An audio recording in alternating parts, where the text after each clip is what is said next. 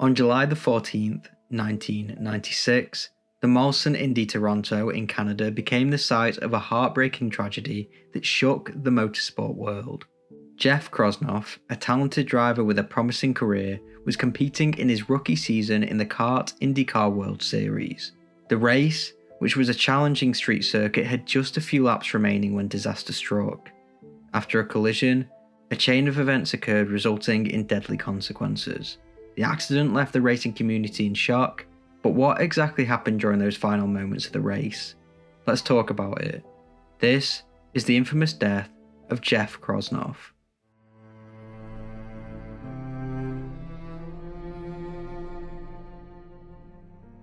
Jeffrey John Krosnoff was born on September the 24th, 1964, in Tulsa, Oklahoma. His passion for racing was evident from a young age, and he recalled that his earliest memory of wanting to be a race car driver was during kindergarten. He spent his formative years in La Canada, California, where he attended Flintridge School. After high school, he pursued higher education at the University of California in San Diego, before transferring to the UCLA to major in business. Throughout his academic journey, he remained steadfast in his ambition to become a professional race car driver. At 18, Krosnoff took a significant step towards his racing career by enrolling in the Jim Russell Racing School. His talent quickly became evident as he secured second place in a Formula Ford series organised by the school in 1983. In pursuit of greater opportunities, Krosnoff ventured to Japan, where he competed in the Formula 3000 series from 1989 to 1995. During this period, he also participated in prestigious endurance races, notably nearly winning the 1994 24 Hours of Le Mans, which in racing is an amazing achievement. His relentless pursuit of being a racer was starting to pay off, and in 1996, he secured a seat with Arciero Wells, racing in the CART IndyCar World Series. Driving the number 25 Reynard 96i powered by Toyota, Krosnoff entered the season as a rookie, bringing with him a wealth of international racing experience, particularly from his tenure in Japan.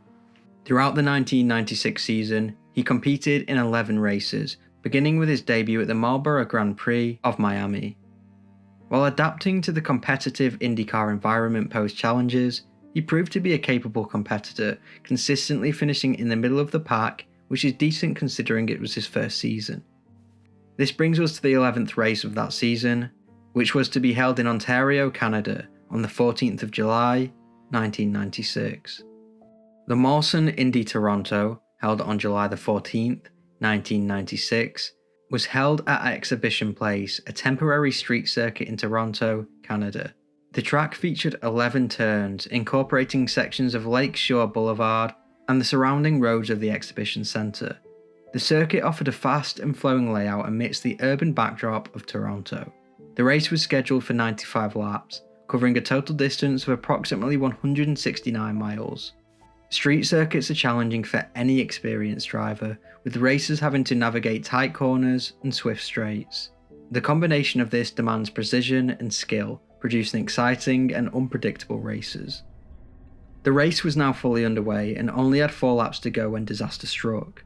As the race progressed, Krosnoff maintained a competitive pace, navigating the challenges of the track.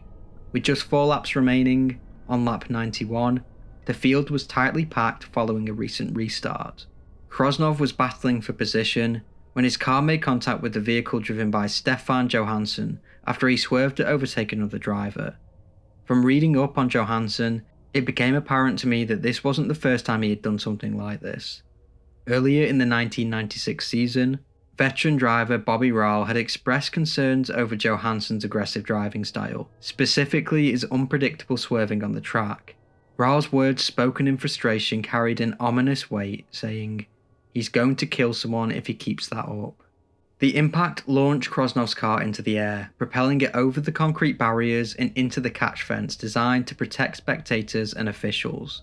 Tragically, the car struck a tree and a light post located just beyond the fence, causing it to disintegrate upon impact and essentially split into two.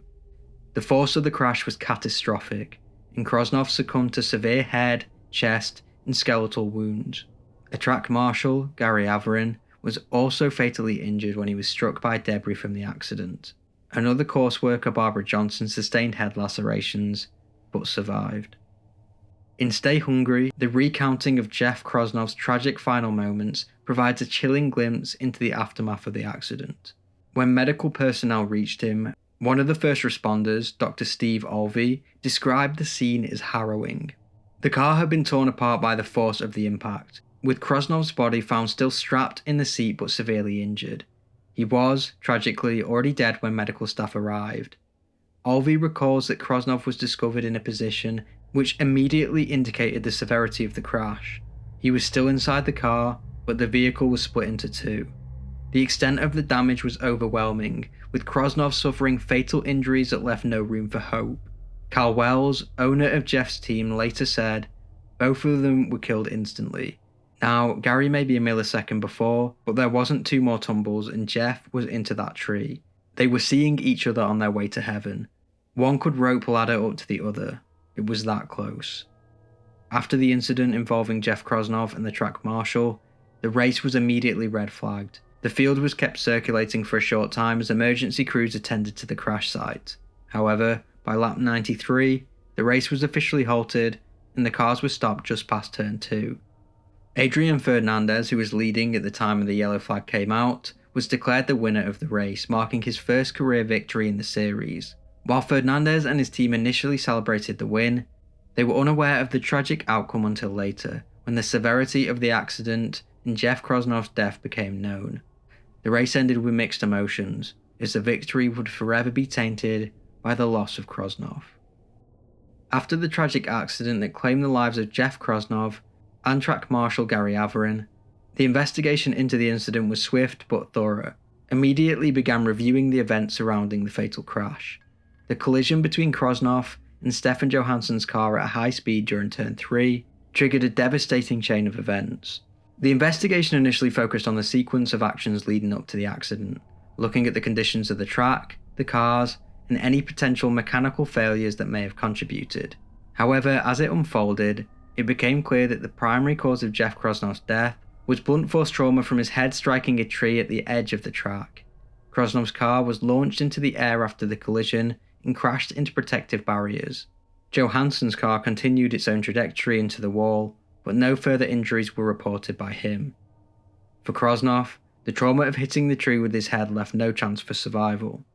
The coroner's report recommended adding debris fencing at specific track barriers, positioning course workers behind protective fencing with safety cutouts, and integrating Metro Toronto ambulance services into on-track emergency procedures to enhance the medical response system.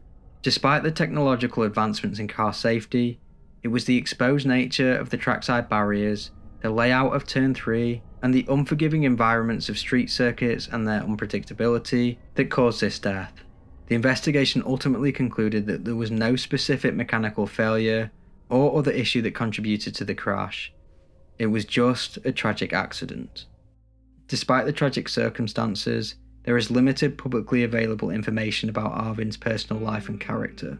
In the aftermath of the accident, a memorial plaque was unveiled in memory of both Jeff Krosnoff and Gary Arvin on July 3, 2002, at the Toronto Exhibition Place near the site of the accident. I will also mention that Stefan Johansson was deeply affected by the accident. He described it as the worst experience of his career.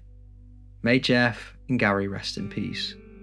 As always, this is not an AI channel, I do everything myself, and if you appreciate my work, subscribe, and if you want to go the extra step to support the channel, maybe consider becoming a member. You guys really seem to enjoy these deep dives into motorsport disasters, and the videos I'm enjoying making too. Being from the UK, we aren't really exposed to American racing, so learning about it, the history, and the incidents that shape the safety regulations is fascinating. Let me know what you think about today's case in the comments below, and as always, thank you for watching.